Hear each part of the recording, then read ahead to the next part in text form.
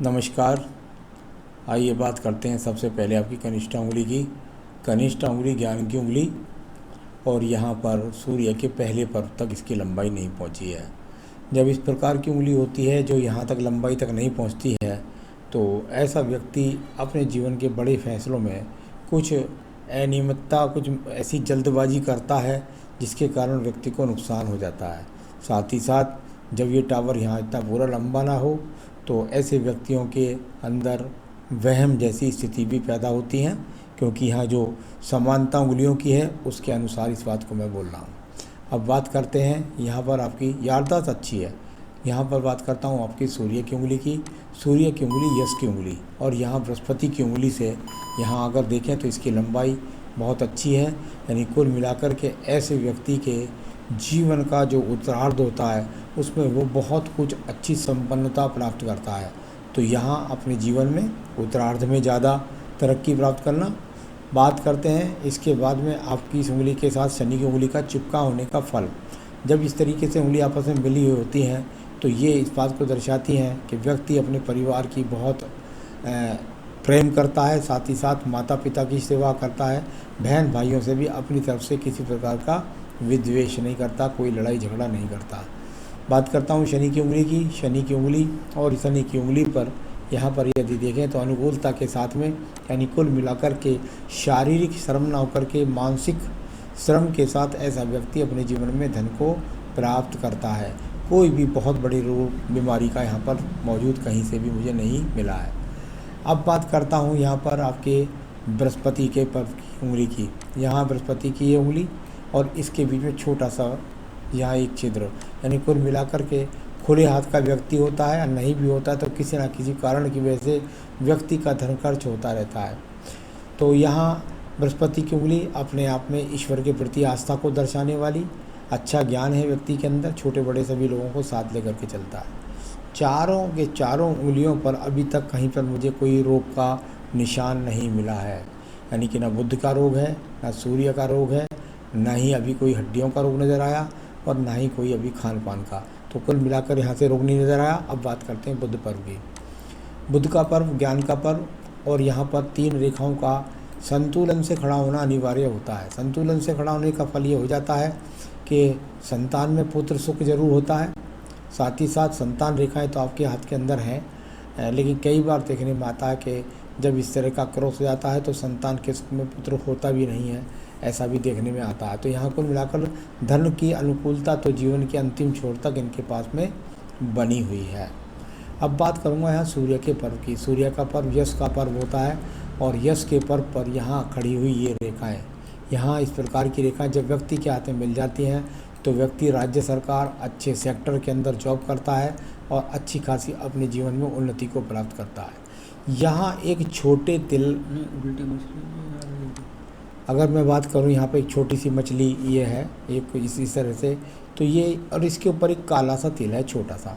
तो यहाँ कुल मिलाकर मैं कह सकता हूँ कि इनको आँखों का चश्मा तो चढ़ ही चुका होगा और हो सकता है कहीं ना कहीं, क्योंकि ये जो छोटा सा हल्का सा काला तिल है ये आपके जीवन में यदि बड़ा होता जाएगा तो आपको हड्डियों के रोग देगा, आँखों के रोग देगा।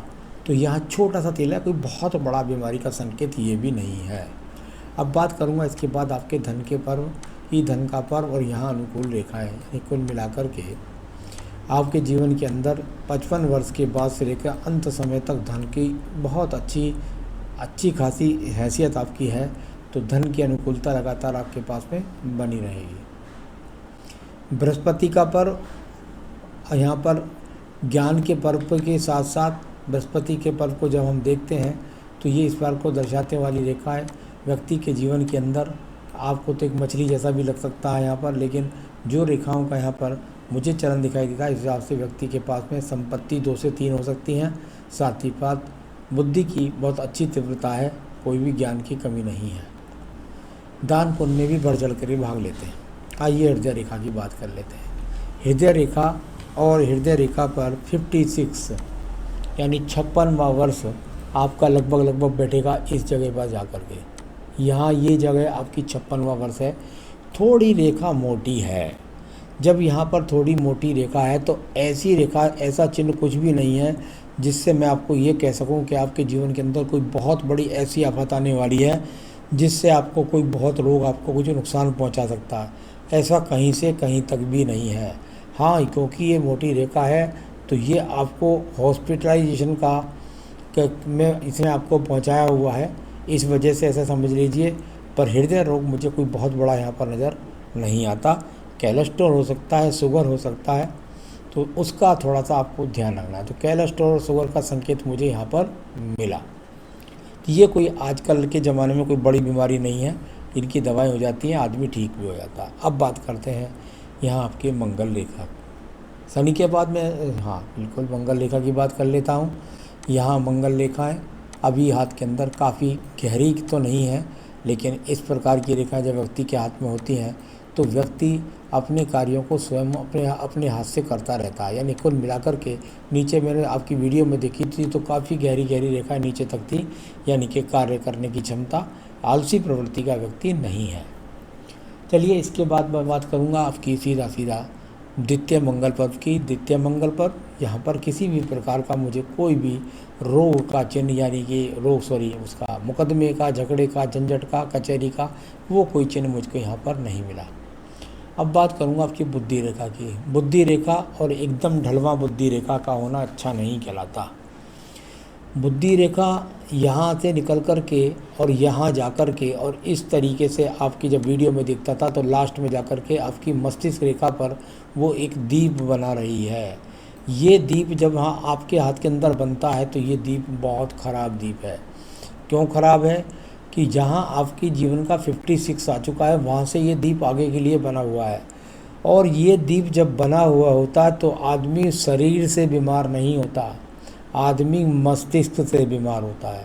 यानी कि कुल मिलाकर के दिमाग के अंदर ही ये बैठ जाता है कि तेरे अंदर कोई बहुत बड़ा रोग है। यानी उसको कह सकते हैं मानसिक स्थिति का मजबूत ना होना। तो ये एक वहम के लिए बहुत बड़ा ये दीप खराब है, जिस दीप की वजह से आपके मन के अंदर ये बात बैठ गई है कि साथ ही साथ एक छोटा काला तिल भी है कि आप निश्चित रूप से कहीं ना कहीं बहुत बीमार हैं। तो इसका कृपया करके इसके लिए मैं कुछ उपाय बताऊंगा बाद में, तो उससे ये ठीक होता चला जाएगा। और मैंने बहुत बार देखा है रेखा मिट भी जाती हैं या मंत्रों से रुक जाती है, ऐसी भावना ख़त्म हो जाती है। आइए बात करते हैं मस्तिष्क रेखा कुल मिलाकर, क्योंकि ढलवा थी इसलिए ज़्यादा मन के अंदर ऐसे विचार भी आते हैं। अब बात करेंगे यहाँ पर सीधा आपके चंद्र पर्वत की। जब मैंने आपका चंद्र पर्वत देखा तो यहाँ पर बहुत सारी एक दूसरे को, यहाँ तो नहीं दिखाई दे रही वो रेखा, लेकिन वीडियो में साफ दिखाई दी। यहाँ पे एक तरह से निकल करके कुछ इस तरीके से रेखा थी, यानी चंद्र पर्वत का पीड़ित होना और साथ ही साथ चंद्र पर्वत की रेखाओं से यहाँ पर पीड़ित होना, यानी व्यक्ति के दिमाग के अंदर जो है कहीं ना कहीं बहुत बड़ी टेंशन का चिन्ह फिर दोबारा से निकला है। चंद्रमा व्यक्ति होता है और उसकी चंद्र पर्वत पर जब ये रेखाएं एक दूसरे को काटती हैं तो मानसिक रोग के लिए, मानसिक डिप्रेशन, दिमाग के अंदर बैठ जाना, वहम बैठ जाना, डर बैठ जाना, ऐसी स्थितियों को मैंने बहुत देखा है। अब बात करूंगा आपकी भाग्य रेखा की। भाग्य रेखा अनुकूलता के साथ चलने वाली ये भाग्य रेखा यहाँ से और पूरी एकदम यहाँ बिल्कुल आगे तक सीधी चल करके और ये पहुँच गई। यानी कि ये तो निश्चित बात हो गई कि चिंता यहाँ पर किसी भी प्रकार से काम की नहीं है। वो तो काम से संबंधित तो किसी भी प्रकार की यहाँ चिंता कोई भी नज़र नहीं आ रही। तो ये आपकी भाग्य रेखा का फल है। कुछ सवालों के साथ चलते हैं, तो आइए हम बात कर लेते हैं सवालों के लिए। नंबर 1, 1.5 माह से बहुत बीमार हैं, टेस्ट हुए लेकिन बीमारी पता नहीं चल रही है, कब ठीक होंगी? निश्चित रूप से इनके दिमाग के अंदर ये बैठा हुआ है कि मैं रोगी हूँ, ये सबसे बड़ी प्रॉब्लम है। यहाँ मुझे कोई भी बहुत बड़े रोग के संकेत कहीं से कहीं तक अभी तक नज़र नहीं आए हैं। सिर्फ कोलेस्ट्रॉल, शुगर कह सकते हैं, बस इससे ज़्यादा मुझे कहीं भी कुछ नज़र नहीं आया अभी तक। तो यहाँ तो रोग का कोई भी चिन्ह नज़र नहीं आया। जल्दी ही ठीक होंगे, चिंता ना करें, मैं एक उपाय बता दूंगा और कर लेंगे तो ठीक हो जाएंगे। आपने पूछा मैरिड लाइफ, बिल्कुल निश्चित रूप से देखिए मैरिड लाइफ के लिए बताता हूँ। इनके यहाँ पर एक बहुत बड़ा एक्स ये बना हुआ है, साथ ही साथ एक ट्रायंगल्स ये बना हुआ है, छोटा सा इसके बीच यहाँ शुरू में एक्स बना हुआ है। यानी कुल मिलाकर के कहीं ना कहीं पत्नी के साथ कुछ ना कुछ अनबन के योग तो दिखते हैं, परंतु ये एक्स जब एकमात्र होता है, यदि दूसरा नहीं है कोई यहाँ पर बीच में, तो यहाँ निश्चित रूप से एक ही पत्नी है, उसके साथ वैचारिक मतभेद चलते रहेंगे, लेकिन रहेगी जीवन भर साथ ही। तो इस तरह का इनकी मैरिड लाइफ। अब पूछा आपने बेटी का जीवन कैसा है, उसके लिए आप इनको जन्मपत्री भेजनी पड़ेगी बेटी की, उसके द्वारा हम बता सकते हैं इनकी बेटी का जीवन कैसा रहेगा।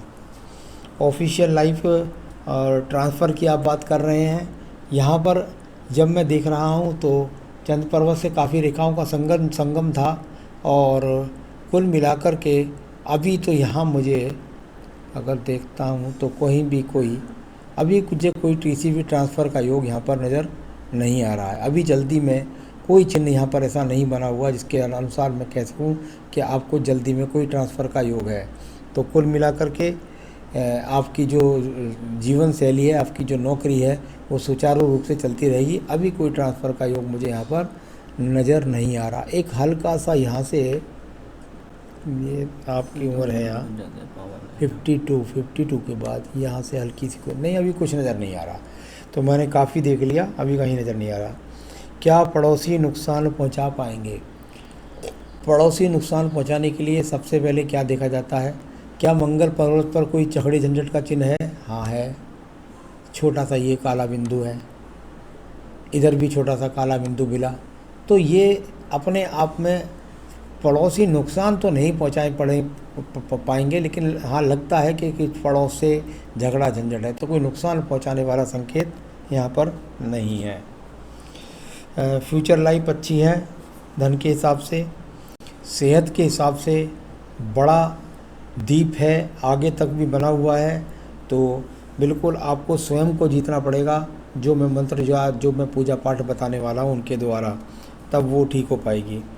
फैमिली प्रॉब्लम के लिए सबसे ज़्यादा, क्योंकि मानसिक रेखा पर दीप है, तो आपके द्वारा स्वयं ऐसी धारणा बनी हुई है, उसके द्वारा आपको स्वयं उस फैमिली प्रॉब्लम को सॉल्व करना होगा।